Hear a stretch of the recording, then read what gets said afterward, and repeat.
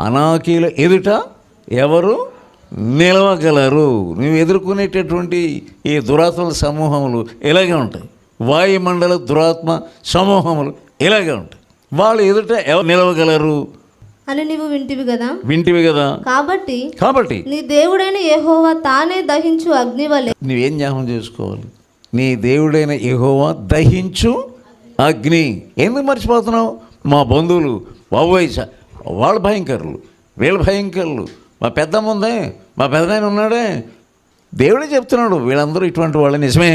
నీ దేవుడైన యెహోవా తానే దహించు అగ్నివలె. ఈ దేవుడైన యెహోవా తానే దహించు అగ్నివలె నీ ముందర వెళ్తున్నాడు. ఇశ్రాయేలుకు మొట్టమొదటిలో చూపించింది అగ్ని స్తంభాన్ని చూపించాడు, మేఘ స్తంభాన్ని చూపించాడు, అగ్ని స్తంభాన్ని. మన దేవుడైన యెహోవా దహించు అగ్నివలె నీ ముందర వెళ్తున్నప్పుడు వాళ్ళందరూ